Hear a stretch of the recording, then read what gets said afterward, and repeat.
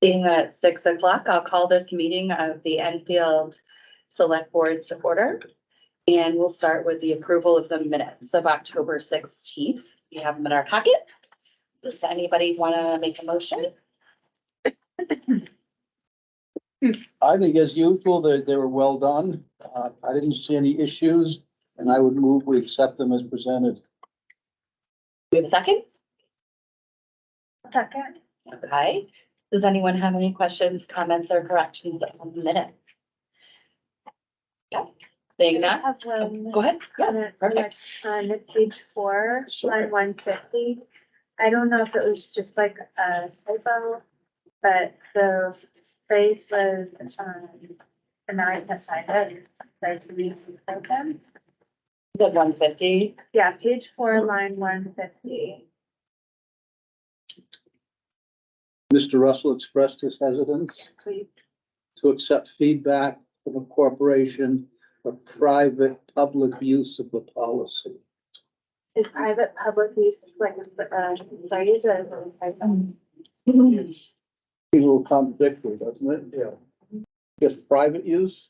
Or, I don't know what my exact words were, but Yeah. I mean, the overall theme is correct. I express hesitance to take feedback from a private corporation for public policy. Ah, there you go. Can we just- there, let's, That makes perfect sense. That might be, Isn't the word hesitancy? Hesitance? Well, no, Okay. hesitance works, you know. did you get that? Okay, perfect. All right. John, are you willing to amend your motion? Certainly am. Okay, and I'm sorry, the second was me not remembering. I second Fine. it. Are you willing to obviously amend your second? Okay. All in favor of the motion to approve the minutes as amended? Opposed? Abstentions? It passes unanimously. Thank you. Okay, board reports. Eric, we're starting with you again because you keep on sitting there. since the last meeting, the TIF committee has had the meeting, and that's going quite well. Rob has started drafting a cohesive document around it, and the discussion was around what projects that were already approved by town meeting should be continued, should be a part of the new plan and potential new projects to be added. Rob and Ed are sort of drafting that list for our next meeting. But the plan is to have something ready for town meeting this year to be adopted so that we get the TIF program. Just a quick note that Chip has not turned any meeting minutes in for the last two. Okay. We will look at.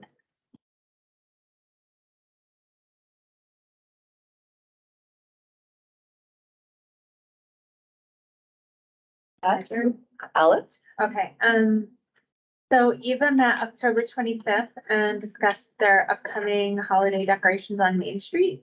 And we'll be decorating starting at 10 a.m. on November 18th, headquartered at the laundromat, thanks to Brian Degnan. There was some discussion that maybe you had said something about being able to use a truck or getting some assist from a truck.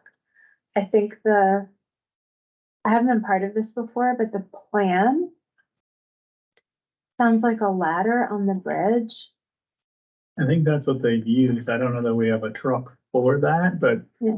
we could possibly get some town staff to help with the light pole or two that are a little dangerous for people to put stuff up.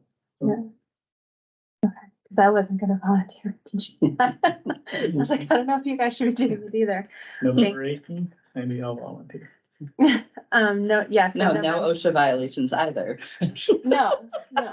You seen how I work. Yes, I have. That's why I said that. Someone who feels confident. So that's November 18th at 10 a.m.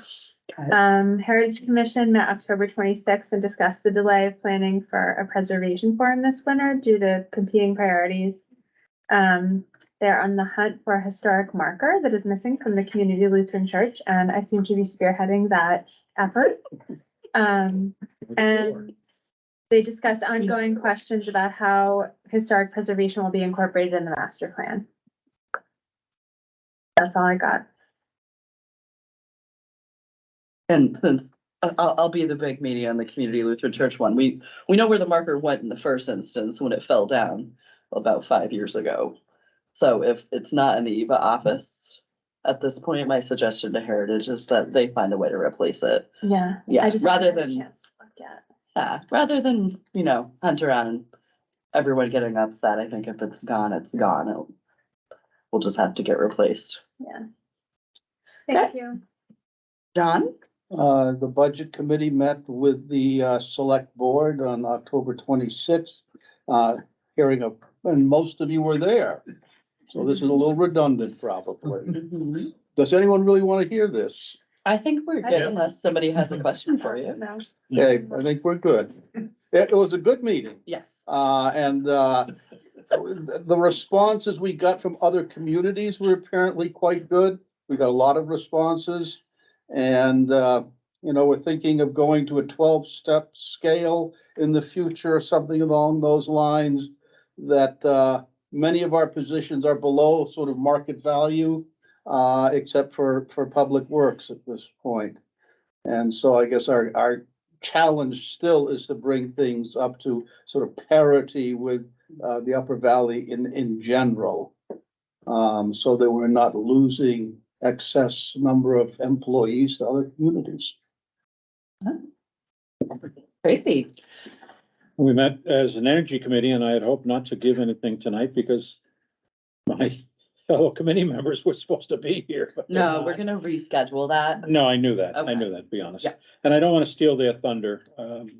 They had a report on the solar array here at the DPW on the salt sheds, and also a report on the community power, which has of course been very successful for folks, and communities are just screaming to join that now that they realize the savings throughout the state. It is predicted that community power, if not already, will quickly be the second largest purchaser of power in the state. And other towns are just screaming over it, including Canaan. So, we'll look forward to their report when it happens. And I'll leave the CIP report to either you or Dan. Somebody want to give a CIP report? Not really. Okay. You can I'll give it come during the down. town manager one if you want. or- Yeah, or we can, we'll talk about a lot of it during the fire truck. Okay, good. Let's do That's that.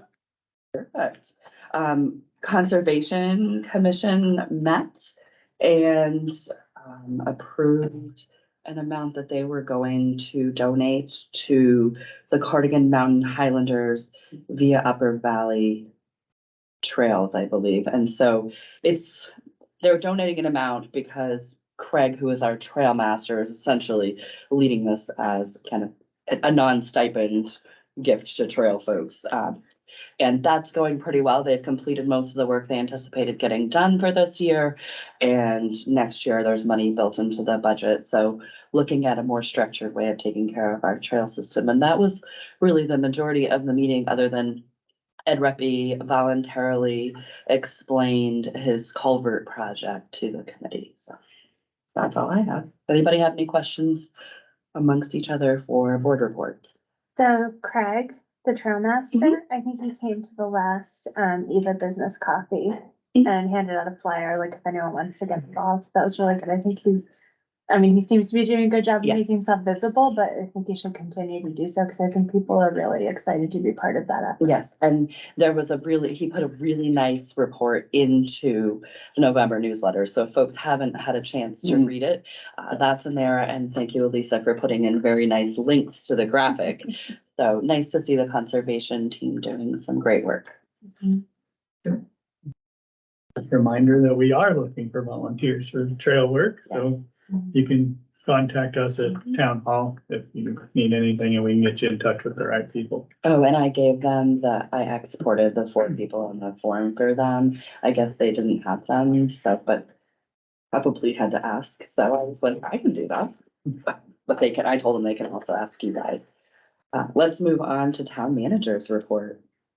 All right, so as normal, I'll start with the staff report. So the Enfield Police Department continues to work through the hiring process since we've started the non-certified bonus program. we have received applications, and one of those applications is a candidate that's looking very promising, and he's moving through the process. We're entering into the background check portion, which is usually the toughest portion to get through, but Chief Holland seems to be fairly confident that we're headed in the right direction with this candidate. So that's been good. To stay on a police note, a little bit off staffing, but the police right now are working on their annual mental health evaluations. I don't know how much the select board knows, but annually Chief Holland runs all of his officers through a mental health evaluation with a professional just to make sure things are going well. And that program and the emphasis that we put on that has gained a little bit of recognition. So the New England Coalition of Law Enforcement Mental Health has recognized the town of Enfield and their work in mental health for officers. And so it was just a good thing. They're using our community as a model for some of the other bigger communities on things they can do. And they've actually asked Chief Holland to come speak at some events to talk about that. So it's good to see Enfield highlighted, and Enfield was just noted to be the 8th safest community in the state of New Hampshire. move down a little bit. Not much, only from 7. But that's due to their efforts. Yeah, no, they've done a really good It's a job. national recognition, and and Enfield was named. And I haven't looked into that, but I mean, the lack of staffing a little bit could have been a determinant to that. With that, back to staffing, DPW is now accepting applications for cemetery grounds maintainer, a winter seasonal plow truck operator, and we have received a resignation from our janitor building specialist, so they are releasing that soon, or we'll be rehiring for that position. DPW has made an offer of an employment that's been accepted for a water operator who does have the appropriate certifications, and will be starting on November 13th. So we're happy to welcome them aboard. Great. I'd like to thank Kevin Marker and the staff and volunteers that helped with the trunk or treat. It was a well-organized event that was very well attended, and I think enjoyed by pretty much everybody that was there. Tremendous event. That was great. Whitney Hall groundbreaking. I'd like for you guys to tentatively put on your calendars the afternoon of December 8th. That's a Friday afternoon. We're looking at doing some sort of little ceremony, probably up in the theater 3rd floor area, and kind of kicking off the Whitney Hall project, which is slated to begin December 11th, the next Monday. We should be moved out of the building by then. We're starting our move December 4th through the 8th with Enfield Custom Moving. And we're hoping that everything's out of the building by the 8th and we're set up. And as you guys know, we released in the newsletter and let you guys know that we were planning on closing town hall for that week while we're moving. We plan to open again December 11th in the La Salette buildings, but if everything goes smoothly, we may be able to open a day or two early. We'll just see how the move goes. But the plan right now is to be closed for that week. The library will be closing for the Thanksgiving holiday coming this month, and then they're gonna stay closed through the holiday season and open again in 2024. So give them a little bit of time to, I guess they think they need time to unpack 20,000 books. That's a lot of books. Actually, they're not Oh, wow. unpacking all them. I've been working They're with curating, them yeah. a lot on how we're gonna stage those on the 2nd floor. And Mhm. I think they're planning on unpacking about 2,000 to 3,000 of the most Mhm. common books. And then they'll be shuttling up and down and getting the books that people need as we move forward. So. Not, with no intent to tell them how to do their job, but I think a lot of folks in town might not know they're permitted to go to Canaan and elsewhere. Most libraries will happily let residents in, so if anybody's feeling like they don't have a book to snuggle with at Christmas, they could probably get one in our neighboring towns without any trouble. It'd be a good thing to remind people of in an upcoming newsletter. And we do have electronic media that you can check out, which will still be available. It is not very snuggly to snuggle your Kindle. I sleep with my phone all the time. Same. But I try not to tell people that in public. Security phone. I do want to update the select board that, we received word from Chinburg Properties that they are walking away from the development at the LaCroix property. After doing their survey work and looking at some things, the difficulty of gaining access off Route 4 in that area was just more than they wanted to try to deal with for that project, so, with that, I guess I'm not totally removing it, but I'm pulling the urban compact discussion back so we can focus on the projects we have, but it may be something that we need to talk to in the future.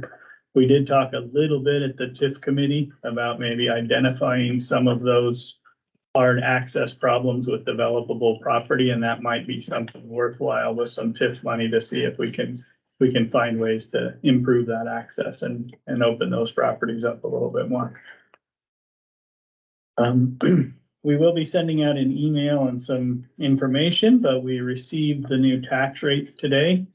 We've been working over the last week with the RA to try to get that set appropriately, and the new tax rate has been set at townwide at $27.16, which is an increase of 5.5%. And the municipal tax rate was set at $8.64, an increase of 15.66%. This was on the low end of the projection that we sent to town meeting. And if I read that to you, it's what we put in the town report, said we estimate the municipal portion of the 2022 tax rate to be between 8.64 or $8.64, which is exactly what it was, and $8.72 per thousand of assessed valuation. This represents an estimated increase of 15.63%, which it ended up being 15.66%. So it was pretty close to the low end of what we were looking at, and we worked pretty hard over the last week to make sure it was there. So, and then I'd just like to update you on a few things going on in the DPW. Pumps are being installed right now for upcoming pump tests on the new wells this Thursday. DES has issued a temporary groundwater discharge permit for this testing period. You guys may have noticed that Maple Street was shimmed last week at the paving company. They were able to come in and do the shim for us, but they did not have time to do the final wearing coat on top, so they'll be back in the spring to put a wearing coat over the top of that.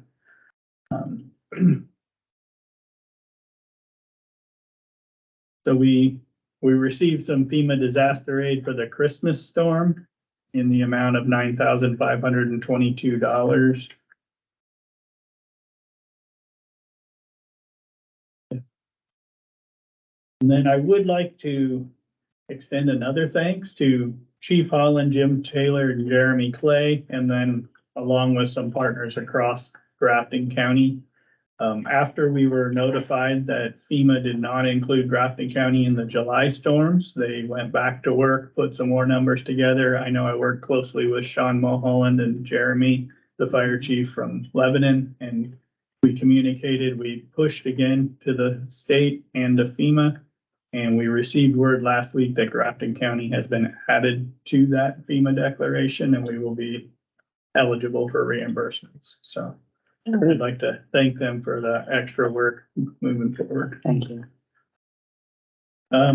Just so you know, the old chipper is listed on Options International. That option will be ending November 13th, 2023.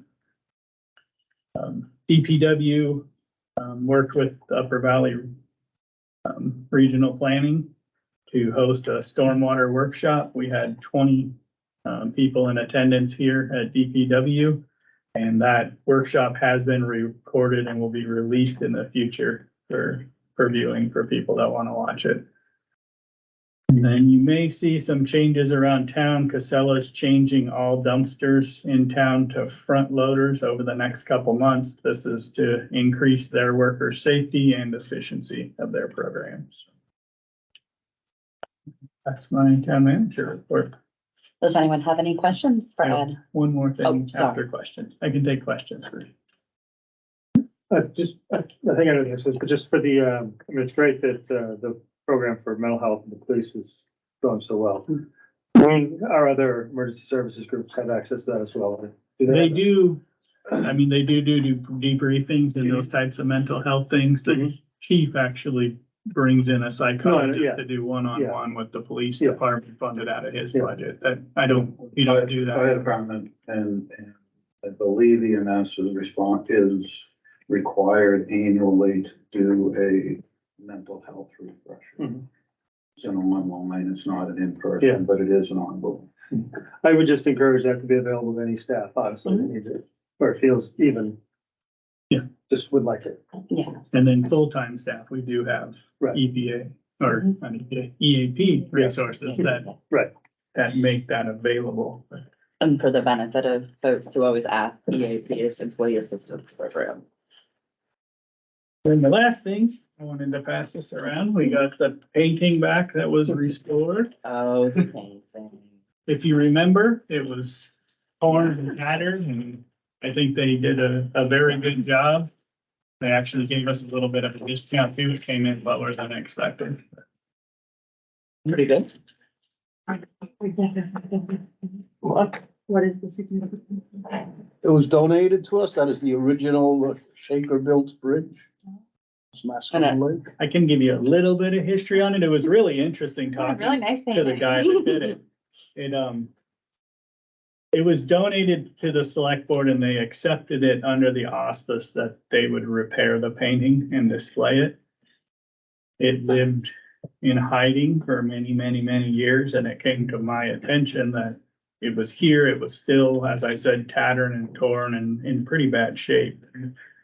So I came to the select board and they ultimately decided that it was accepted upon the auspice that we would repair it, so they decided to spend the money and repair it as they said they would. If you scratch that bad boy after, so you're on. So we did that. When I took it to the art professional, Mhm. he could really quickly see it. He looked at it and said, you know, because of the type of canvas, those types of things that it was on, it was a kind of early century traveling artist that had come through and painted that and somehow probably gave it to someone or sold it to someone here and it stuck around town. Don't know too much more about it, but you know, Where it's did just it a go? traveling artist that came through. I'm sure we'll hang it somewhere in one of our new buildings when it's time. Nice. And that's the story on the painting. Wanted to make sure to show you guys now that we got it back. Yeah. That's Got awesome. it done. And that is all for town managers report. That's all for Okay. now. So we're gonna move on to the business of the evening. The energy committee update will not be happening. We're gonna be rescheduling that. So let's go on to authorization to enter community nursing contract.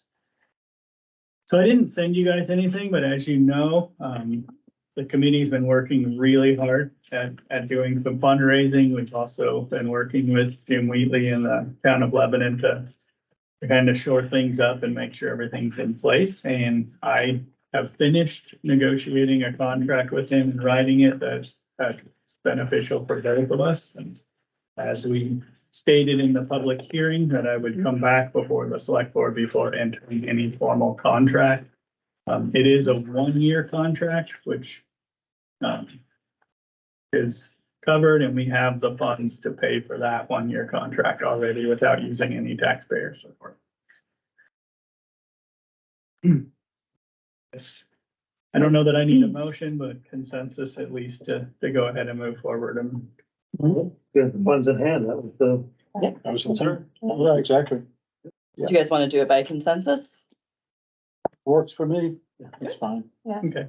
Yeah, I just didn't want to sign it. It's a 1-year contract. The little thing I took out was a termination clause. They usually have those in all contracts, but since it's a 1-year, we don't really need it. And I told them, you know, they're hiring someone, so we have a little skin in this game too. But over that, we did that and we had a maximum cap on cost, and they'll be providing community nursing services next year, and we'll see how it goes.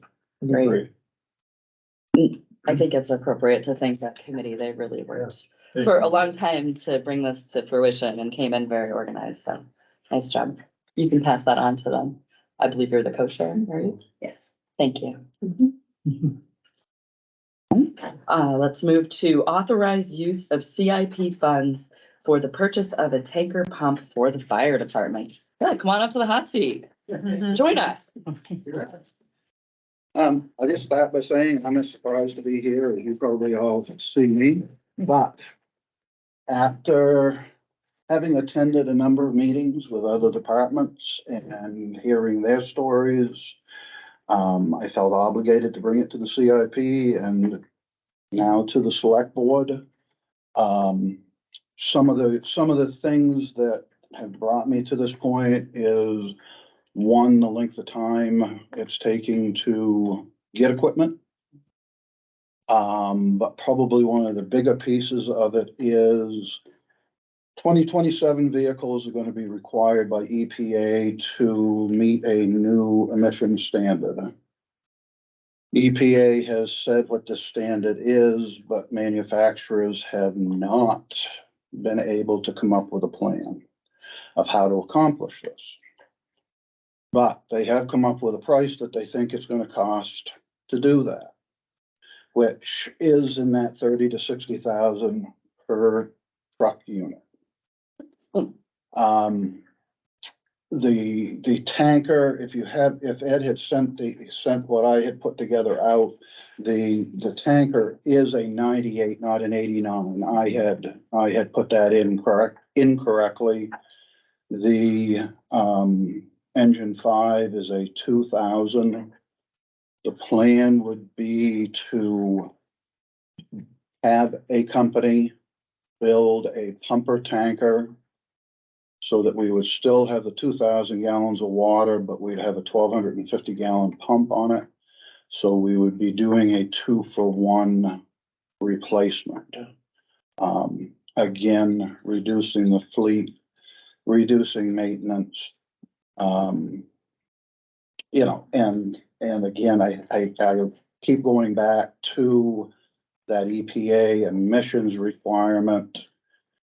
The last change that they did to emission requirements was when they went to the DEF fluid that needed to be added to the engine to burn, in the equipment.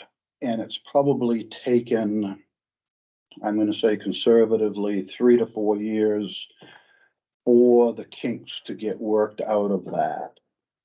I don't see this probably being any less time. So with the 3-year purchase, build period to purchase period, the window is fairly short in still being able to get a truck that would not need to meet the 27 requirement.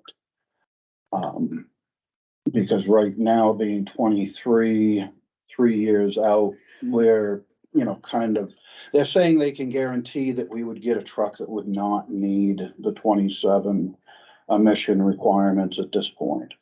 But probably, and again, and I'm guessing, but going with what they were saying, that 3 to 4 months, 5 months down the road, the switch is gonna be tripped there at some point when everything else that's being built is gonna have to be probably waiting on an engine and waiting for that emissions requirement. The other part of the plan would be that this truck would be in the public safety complex, the new public safety complex in the place of engine 5 in that bay. We just have more people responding from this side of town. It would leave engine 3, the utility 3, and then seasonal equipment that would be swapped and rotated out of the Enfield Center. Again, it wasn't the intention to be looking for a new truck, but I think, I felt obligated to do the due diligence on it, to do the research, to bring it forward, and pass on and let the appropriate boards make the decisions of how to move forward. I wouldn't, if the town is not able to do this at this point, you know, we will still continue. And it would not be my suggestion to move forward probably for 3 to 5 years with any new equipment until other towns had proven the new emission and had the problems with it. And for the town of Enfield, quite honestly, not to be a guinea pig town. Yeah. And that's, I mean, that's, So before we move forward too far, I think there's another couple points of information. Fire apparatus has been increasing about about 10% a 10% year across the in board. cost, and they're not expecting that to change anytime soon. There's such a demand if there's 3 years out that it's, you know, costs are gonna continue to shift up for a while anyway. And then, you know, I know there were some concerns, and when the last fire truck was purchased, it was, you know, we're not gonna purchase anymore for quite some time after this. I sent you guys an email today. I don't know if you got to read it before tonight, but, you know, we really should look when it's time to purchase a tanker at purchasing one that's NFPA certified and not a recycled milk truck or fuel truck or something like that. Cause, you know, they do have their challenges and dangers. There's some liability there for the town for not using an NFPA certified fire truck, and it's something we should look at. And it also concerns me as a manager that we only have a couple people that can drive the truck that we currently have, because it's typical for that. It's a standard shift, 7-speed. People just aren't learning to drive standards anymore, and we're all getting older that can and do drive it.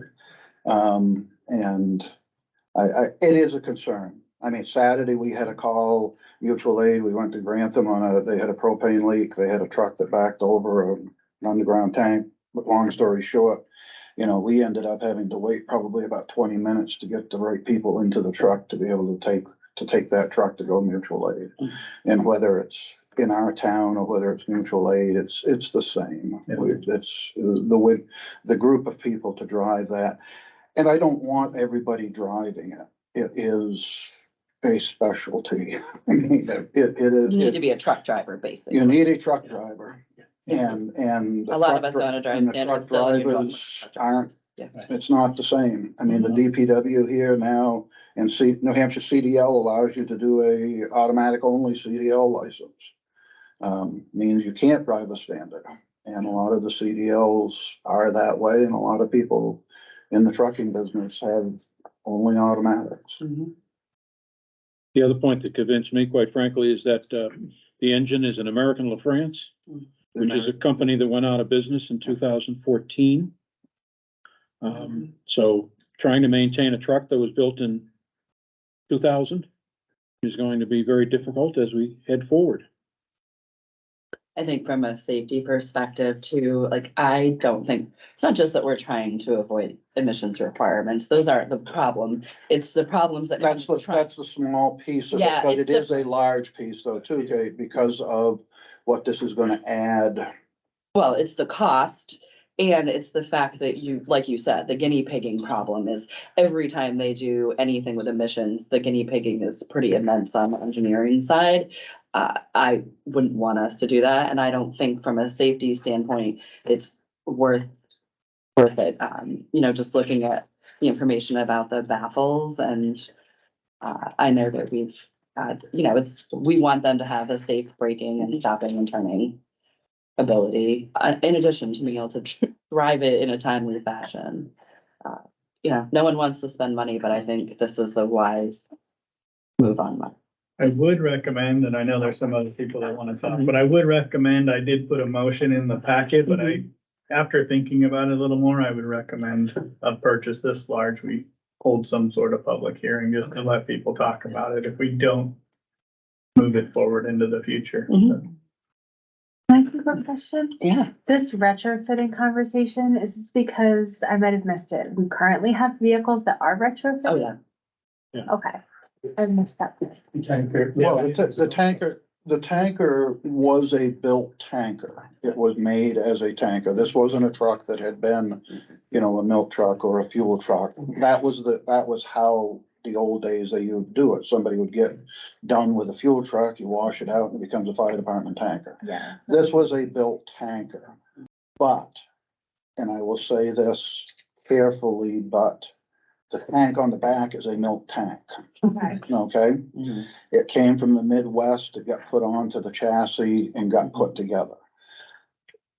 The NFPA requirements, the truck has to have a lower center of gravity now, it has to have baffles, it has to have rollover, sensors and protection because of all these years of these trucks being built this way, being built from the old oil trucks and the milk trucks and so forth.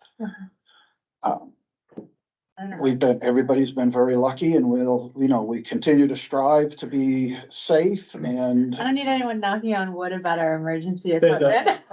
well, no, But it's fair. The unbaffled tank is concerned.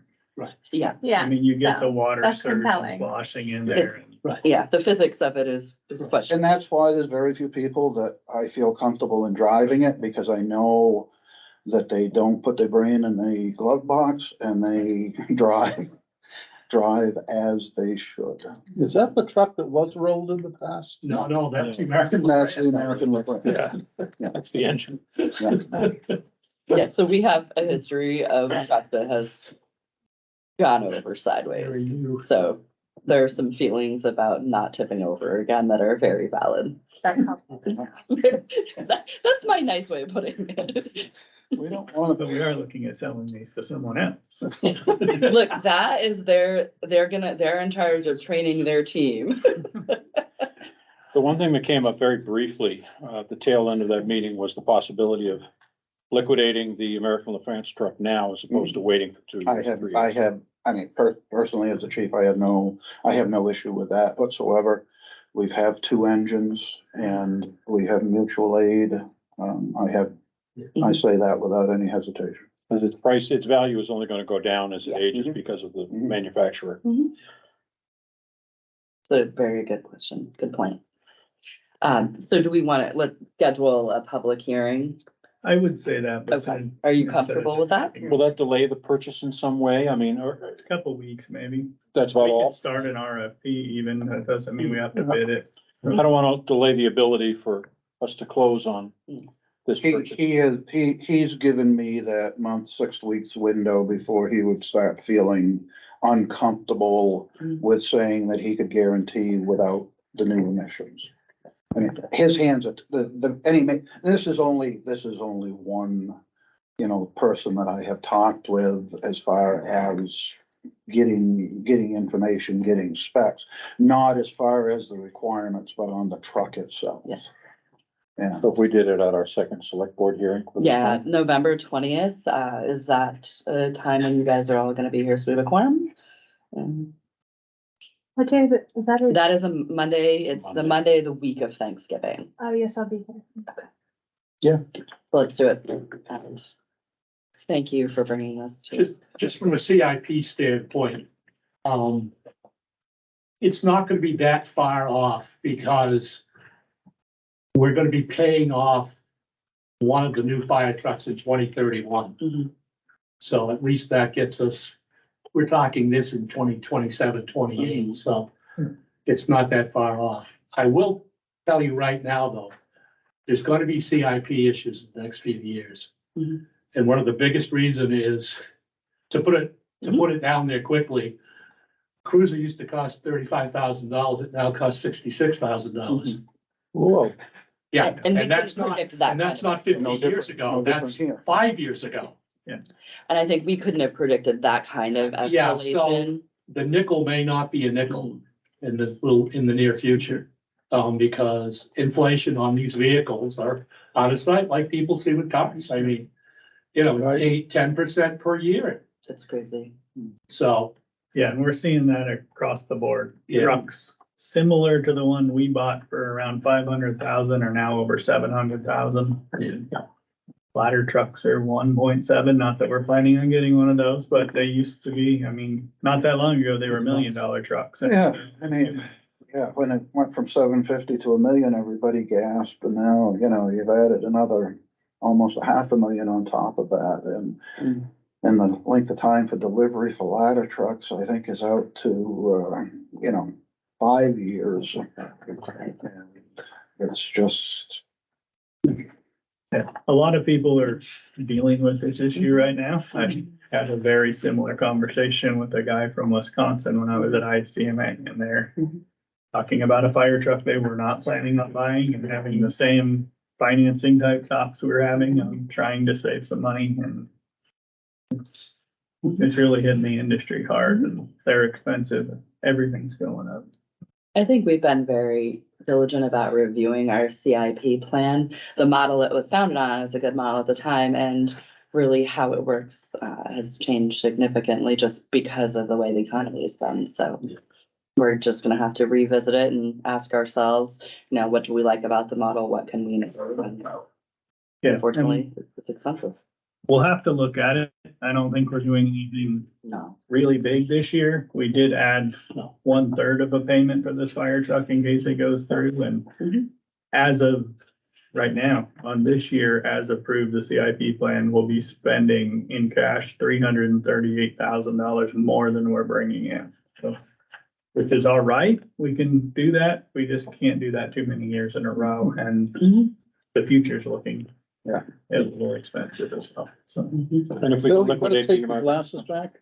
no, leave them with Ed and I'll grab them from him tomorrow. You're probably gonna have to read some of them. Darn. No, you're not gonna get out of here.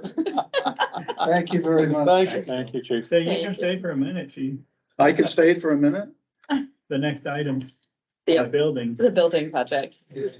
Hang out with us today. They might have Nice some try. questions. Yeah. Perfect. So if there are no questions on that, we're gonna go ahead and move on to the building projects as I said. So you have plans in miniature, which John needs his glasses for, and I need them for just as much. Me too. Take us through them. So yeah, we'll start with the public safety building. So you can leave if you want to. But just really wanted to bring these forward to the select board to let you see what we've been working on, where we're at. Both plans are really moving towards the final plan stage. You're not going to see a lot of changes in them moving forward. So I wanted to bring them to you. We gave you the color cover copy. That doesn't actually mean that that's what the color is going to be. That's what the architects have put together. We will be having some of those discussions. So if you guys have any information or input you want to put in, we'll definitely take it. And we may be coming back to you anyway for final color choices. May want a pop of color. May want to pop up. May have a pop of color. That's fine. That's the siding, that's the yellow, I was gonna say, that's the flag.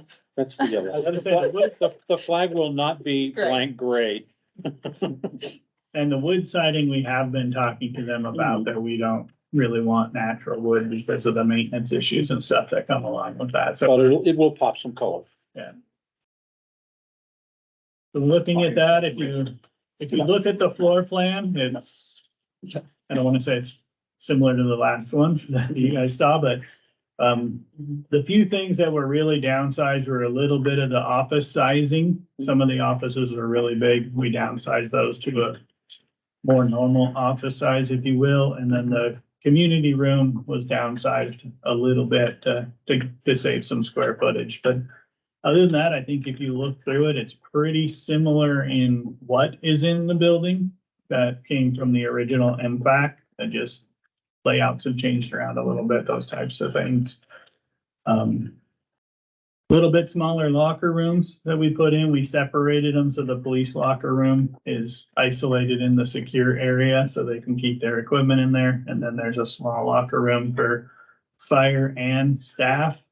One of the things we did do, if you look at the fitness room in the back corner there, we made that in a way where it's into a hallway that can be accessed by staff. They can use the bathrooms, the shower area, the locker room, and the fitness room. We thought that would be a great recruitment retention tool, not only for fire, police, and ambulance, but for employees in general.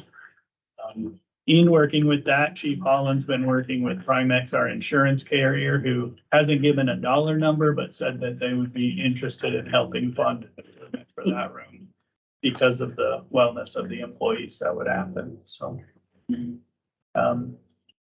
With that, the only other thing we did put an extra office in there, kind of across from the fitness room, if you see it, that could be used as a bunk room or an office. It's just a kind of a spare office at this point, but we designed it that way on purpose. And then this building is also designed in a way where the fitness room wall there can be pushed back and added onto fairly easily in the future. So, with that, we went through a bunch of iterations, but this is what we ended up with. If anybody has any questions. We continue to work through MEP issues. I mean, that's where a lot of the money hang up and different things are. You guys may hear some concerns about that with secondary propane boilers and all these things going on. We continue to debate and talk about those. One of the big things we've been talking about lately is they're saying we need an emergency decon shower in here. We're questioning that a little bit right now, but that emergency decon shower is the need for the extra boiler that they're putting in because the code says that it has to be immediate temperate water. You can't even use like an on-demand. That's the type. propane requirement. And so it'll recirculate warm water to that shower all the time. And pretty big increased cost that we've been debating a little bit because we're not really using any hazardous caustic type substances in here. But there may be a few regular cleaners. Are other folks who are building right now running into this as well? I think we're gonna continue debating that and figure out if we can get by that code or not. I think we probably should have an eye wash station or something, but I think the codes have come down a little bit on that, so. We'll Well, I continue don't to think debate that. we're not using anything in-house that, from what I've been able to find, that would require the deluge emergency Right. decontamination shower. I just want to make sure they're not confused with our gear decontamination versus an emergency decontamination. They're saying no, Yeah, but I'm not convinced, me neither. not convinced. We'll keep talking about that, but, this project is on path right now to start early spring, do some groundbreaking and get the project underway. As you guys know, we completed the purchase of the Shaker Hill granite land. That's been surveyed, lines are delineated. I didn't print out, I think you have it in your packet, but, the actual footprint of how it sits on the lot. We'll be doing that. We're looking at working with DOT, so the fire apparatus would come out of the bay right onto Route 4. And then when they came back, we designed it in such a way that they can pull in behind the building, pull out on the ramp, and then back in without having to go back on Route 4 to back in.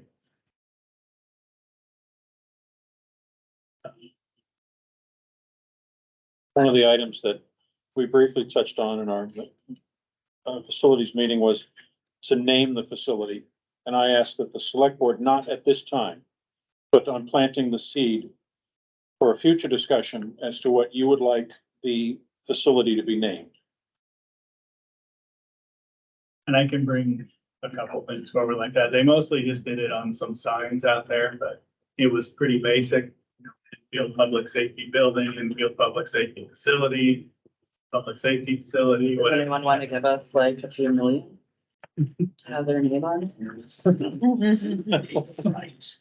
I mean, I went to private college, like, where they take money for these things. Someone wants to give us a few million. I'm not joking. It's worth considering. Not a joke at all. No, we need to be, I mean, in all seriousness, if somebody happens here, it's worth considering.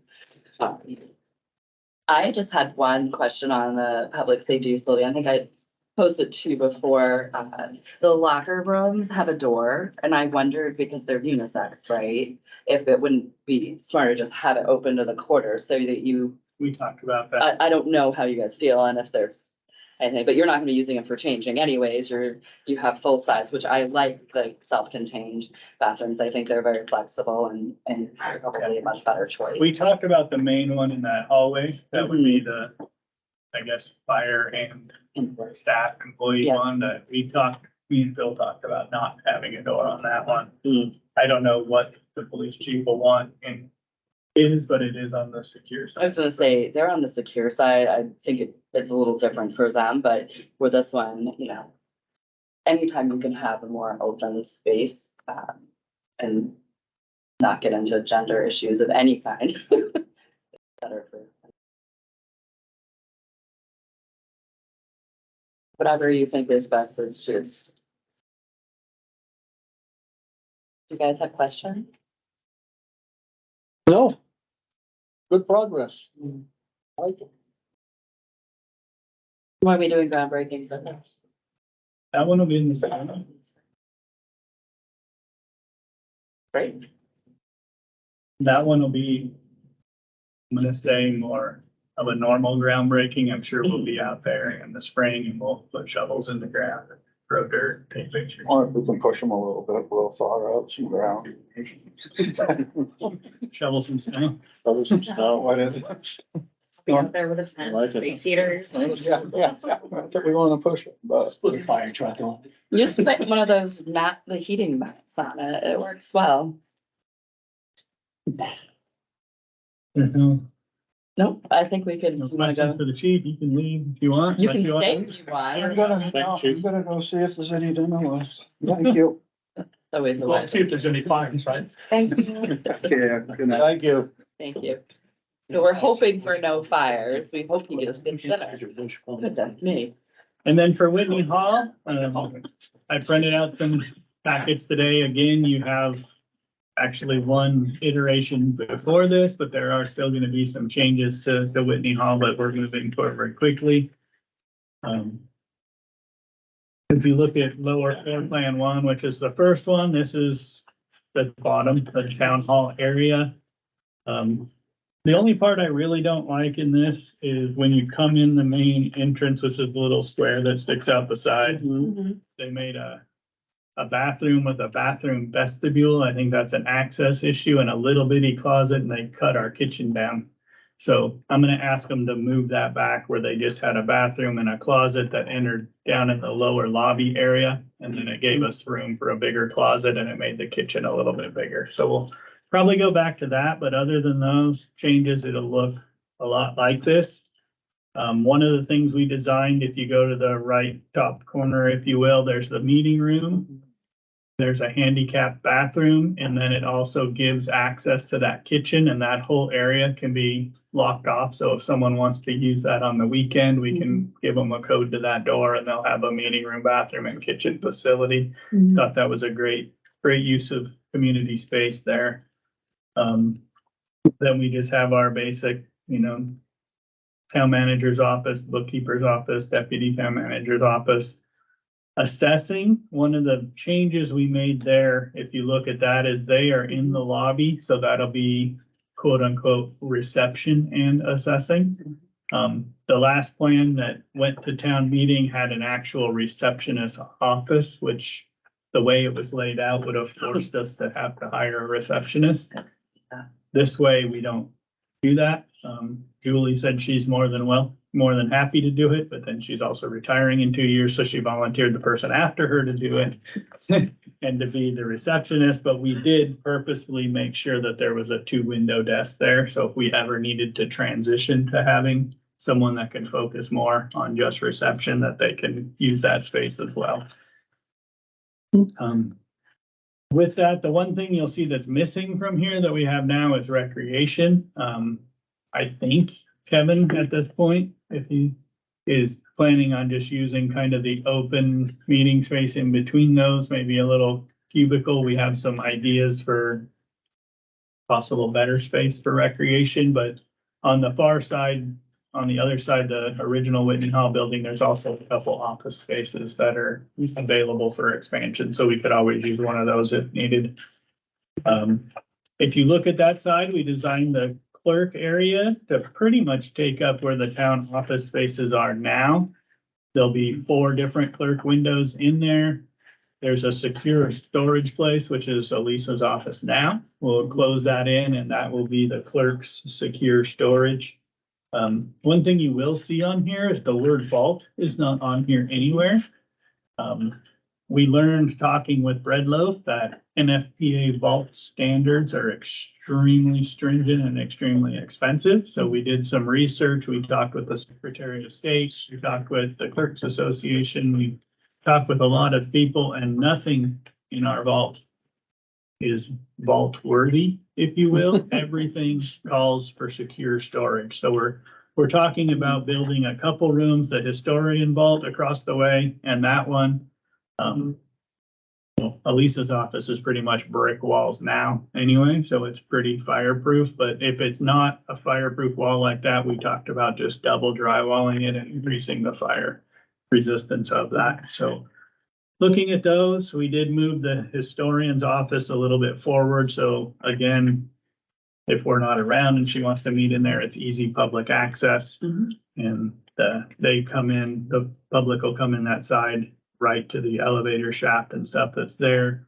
One thing we did do as a cost saving measure is we're keeping the elevator shaft, elevator room and stairwell that's there now. Those are really expensive features in a building to build. And being able to keep those shafts and those stairwells. The other thing we can do by doing it this way is we can keep the elevator operational during construction, and we don't have to go back to the state for a whole new certification and elevator permit. So we did talk with Stanley Elevator, and we'll probably talk with some other elevator companies, but they can do a full refurbished retrofit of that elevator and make it like a new one. So it's a pretty decent cost savings there. And then other than that, we just made some office spaces. We made some storage spaces, but we asked them to make them like offices. So if we needed to use them in the future, and so that's where we're at on the downstairs. If you flip to section 2, again, a little configuration from what we put forward before, but I think the library has all the spaces that they had before. If you start at the left, I'll just go fast. They have a family bathroom, a storage area, family bathroom, a teen room, and then the stairwell configuration. You can see we did need to put this little area of refuge in by the stairs. One of the issues we were running into in the first couple iterations, that was open and people could access the library at all times, even when they were closed. So putting this little area in there, there's a door that they can lock. New circulation desks with their offices in a very, well, I don't want to say similar spot to where they are now because it's down, but it's still in the middle of the library. Then if you turn right as you come out of the elevator, you go into the adult section, which has some reading spaces, some stacks to browse books, tables, and then the computers there. And then along that outside wall, far outside wall, you'll see there's a big meeting room that they can do program space or host some meetings in. And then there's 2 small meeting rooms that people can use for, people that work at home can meet with someone in there or use that business space. So we think it's good. Kate was pretty happy. She likes this layout a little better than the last one. Gives them good visibility through most of the library. I think it'd be impossible to get it for all the library. And then she was really happy that it divides the adult and children's section, which increases security in the library.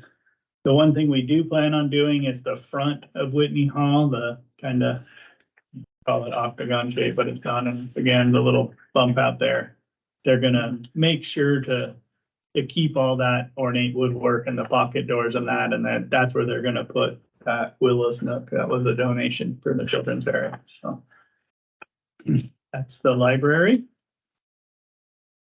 If you go to what they call the second floor plan,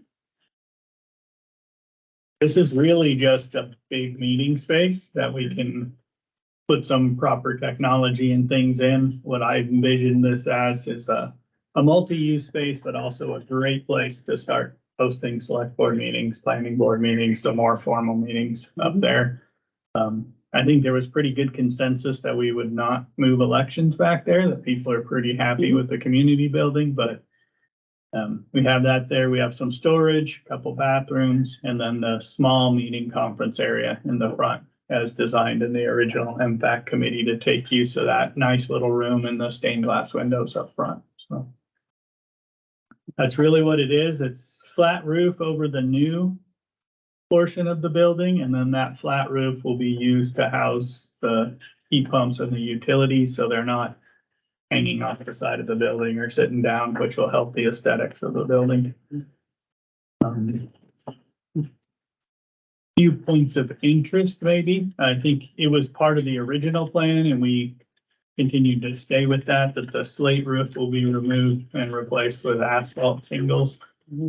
It loses a little historic character that way, but we've had a lot of trouble finding people that can actually come and repair slate roofs. Can you sell those?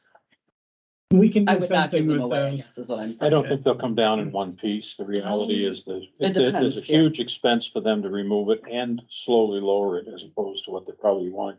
Some of them will come down in one piece, and if you give it to somebody to carry, they're gonna sell it. Oh, We've absolutely. been that, the libraries talked about using some of those for donor appreciation stuff, making something yeah. out of them for. I just people wouldn't that have it hauled donated. away by a company, because they'll sell it, Or like if anyone in town makes white shingles for their roof. like you.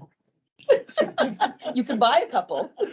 Just be there on the right day. I know, I'll just like pop out and be like. Yeah, no, Raining it's one of shingles. those things that they do have a resale value. Yeah. And so I hate to see them just get carted off. We'll definitely look at that.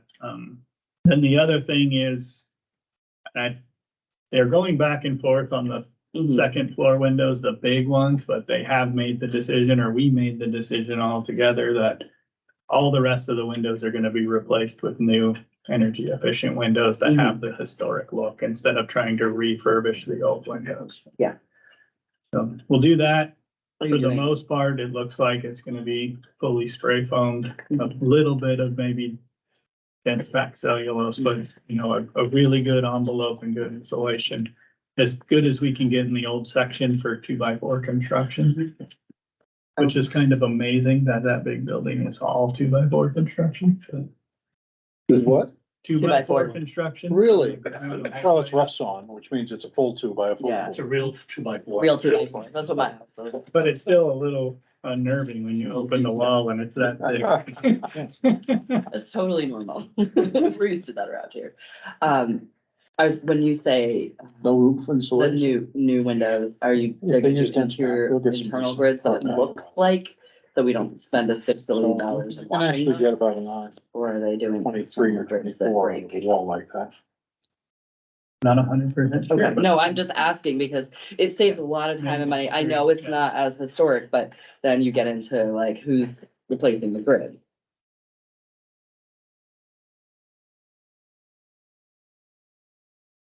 No one will ever accuse me of historic preservation. Well, It's pretty neat. very excited. It's all very exciting, and I think it's great work building on what's already been done. I'll just, there's sort of, almost as an aside, the only sort of disappointment I had was the removal of the land use officers from Whitney Hall.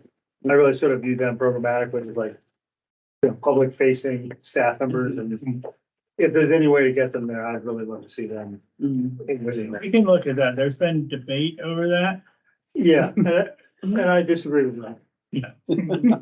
And he knows that, and that's fine. As I said, the three people down here Yeah. say that they Yeah. work together all day, every day Yeah. with Mhm. driveway permits and Oh, building yeah, permits. and right, that. yeah. They have some very valid reasons for feeling the way they do. I'm just saying, I view them as public facing staff We members. kept them down there till we had to downsize the building and you're back out there. So I would love to see them there. I think they meet with the public a lot. They're sort of as important public facing staff as anybody in. I think on the flip side of that, I said to Ed, I see there's some intrinsic value in getting the public into here. So they don't forget, so that when we have something that we need to do here, they, the roof and that work, that they don't forget that this building isn't just a shed in the woods somewhere. Good point. There's good meeting space fortunately, so if you remove the excuse for them to go down there and spread out a little bit and There's meet. certainly ways to work through it, but that also as people come in to talk to a land use person about a potential development in town, Mhm. it presents us in a better fashion as well. Yeah, there's all sorts of different. Yeah. Different angles to it.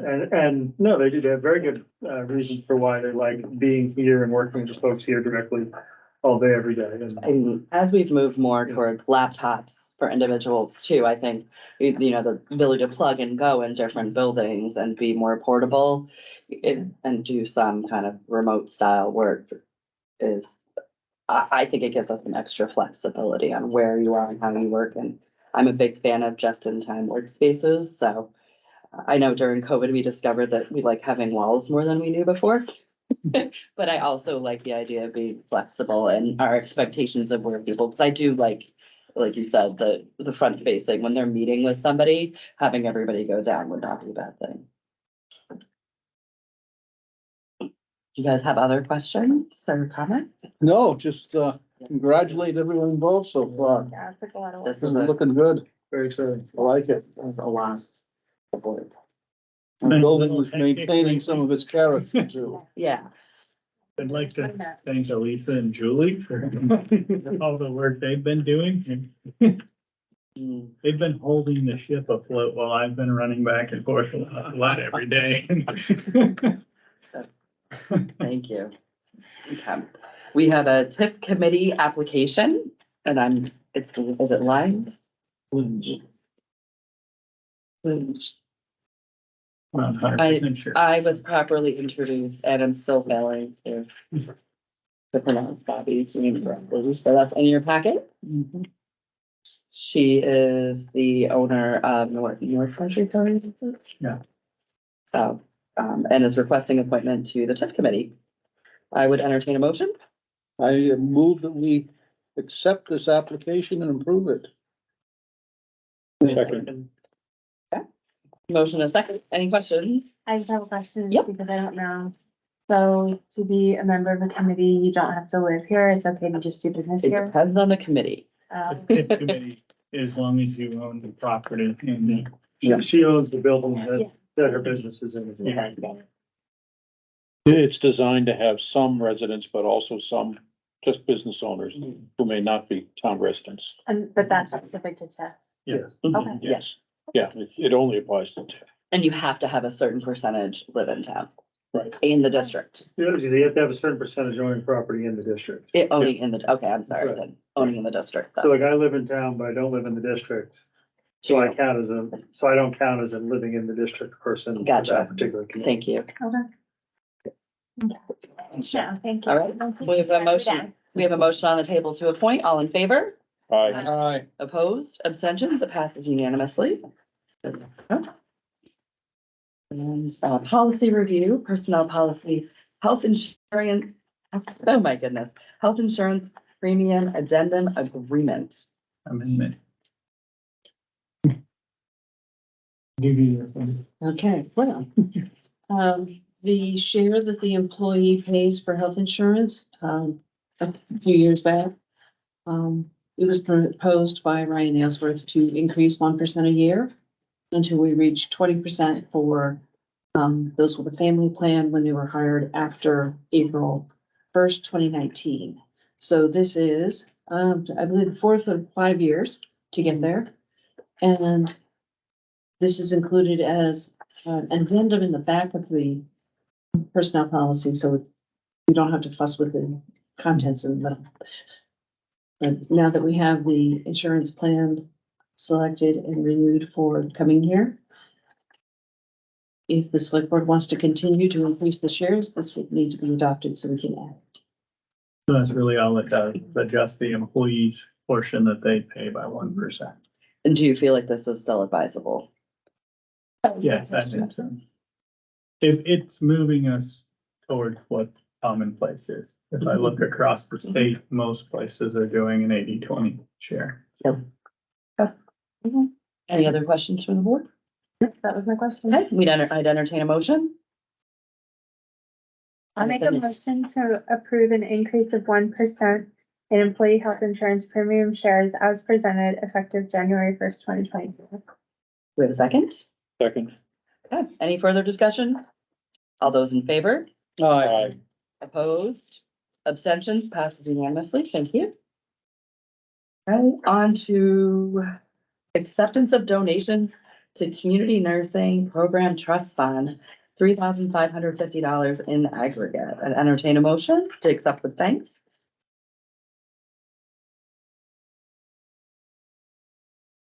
I move to accept the donations of $3,550 in aggregate with gratitude and thanks. Second that.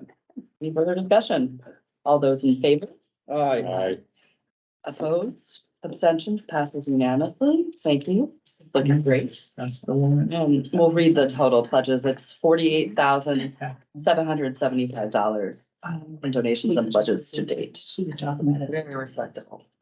Acceptance of donations to Mascoma Lakeside Park Trust Fund, $1,000. I'd entertain a motion. Move to accept the donation of $1,000 with gratitude and thanks. Need a second. Second, or Allison second. Okay. Any further discussion?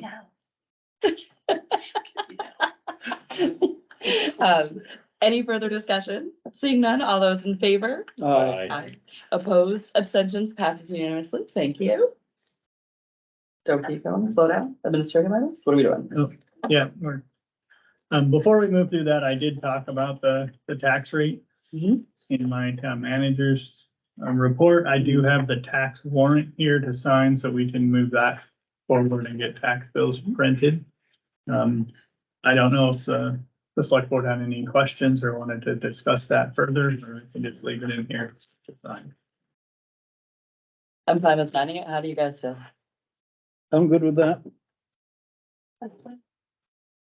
Can you repeat the question? I'm sorry.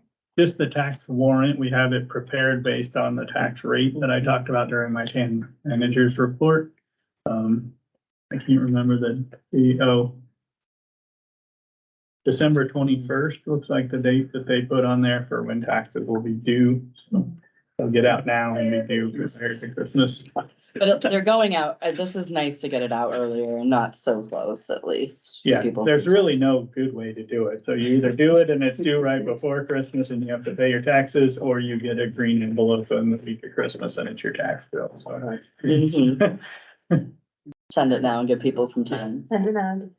Yep. So we have it prepared for you. We'll have it in the yellow folder to sign Here or in the town office? right here. You are really pushing hard here. Do you want to send it around while we do public comment? Sure. And may I borrow your pen so I don't have a bright blue signature? Thank you. I'm high maintenance tonight. So we are going to move to other business to come before the Board of Selectmen, public comment. We have two members of the public in front of us. I'm good. You're good. Hi. Hi, my name is Anna Giraldi and I'm representing Quantum Construction Consultants. We sent a proposal for the Shaker Boulevard Bridge. Okay. Well, I was just wondering if you have any comments or questions at all you can help with. No, Jim Taylor, our DPW director, is working through that Yeah. LPA process with Sure. reviewing those, and Yeah. you can leave any information you want. I'll make sure he gets them, but I know he's working through that process of. No, it was more like, general questions, if you have any questions about the process and those kind of things. I think we're good. Okay, great, that's good. Thank you for Thank coming. Thank you. I need to keep passing these on, I sorry. know you were here. Okay, and then do we have any questions or comments from folks online? Not for me. All good here. And Shirley would tell us, so, oh, hey Shirley. You go. Before you close, I will. I saw Shirley unmute, but I can't hear her, so I think we're okay. All right, and yes, you had something? Yeah, just based on what she said, we have two projects right now that are going through what we call the LPA process for the federal and state government. We both had a little bit of concern about that. We usually bring forward RFP to the select board to authorize before we move forward, but this process is very in-depth, working with the state and federal government for approvals on everything. So I'm pretty sure we're gonna end up going through the process, choosing a contractor, awarding the contract, and then coming back to you to either ratify that or let you know, but one of them's the byway trail programs. I went through the 2 RFPs we got back, entered into a scope and fee negotiation with Pathways Consulting. And like I said, it's a lot of back and forth and federal approvals before you can actually say, yes, we want to award this. So by the time we get there, we're gonna be so deep in this process that it's pretty much happening. But the Shaker Bridge one is the other one that's the same way. We had, I think, 5 companies bid, and they're going through interviews and scope and fee with the state right now to award that bid. So just so you guys know, we're not trying to sidestep the select board to do this, but it's such a complicated process to move through it that Well, from my tax. technically can't come here and get it awarded Well, not before we go through this when whole it shows up, process. right?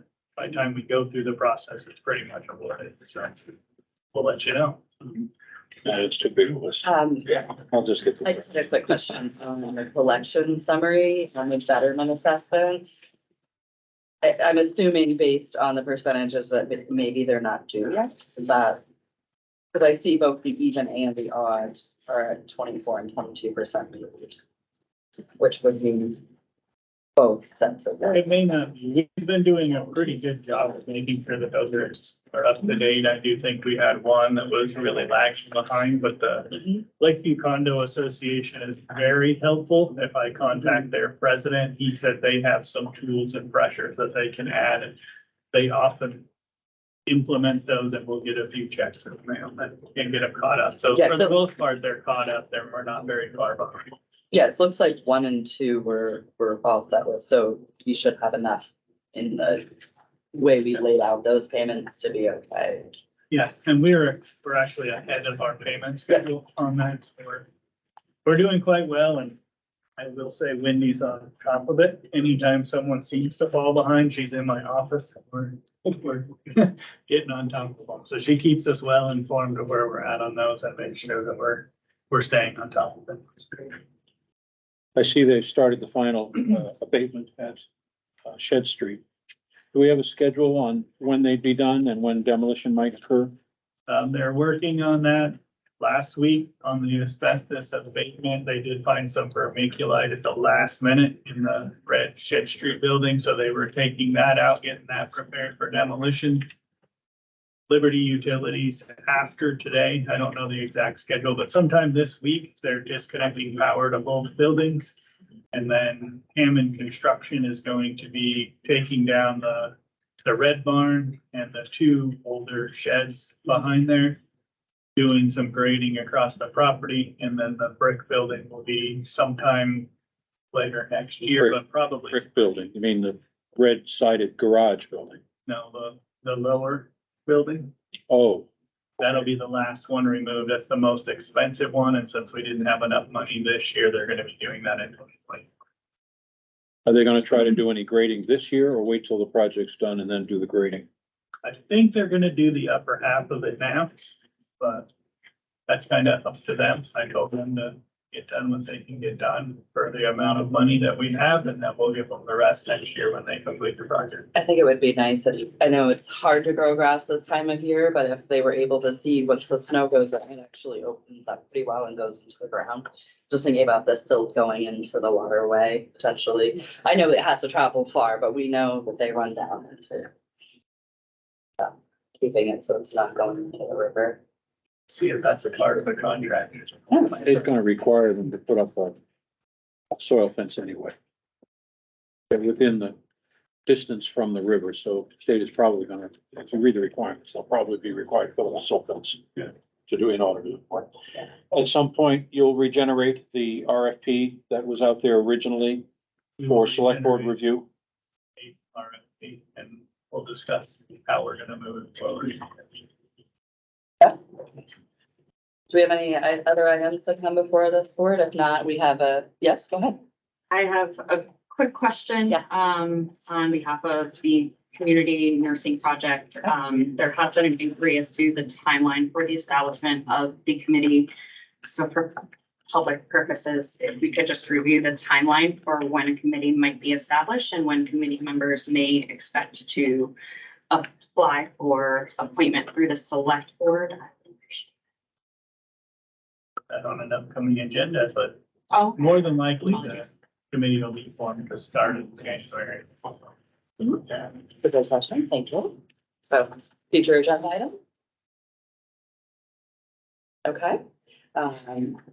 I would entertain, don't run away yet, guys. I would entertain a motion to go into a non-public session in accordance with RSA 91A:3, Roman numeral 2, open parentheses, small c, close parentheses.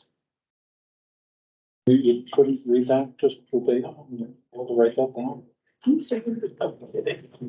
I always read the whole thing in case somebody someone wants to come for my head later. Memorizing it. Oh, no. No, I don't remember. I which one second is your which motion. one. Okay, so we'll give everyone a minute and, are we just taking? We need, Who's staying, who's leaving? that's what I'm saying. You guys, We're staying. Who's taking the minutes? I'll stay if you want. Sure, I think you should stay. You're gonna take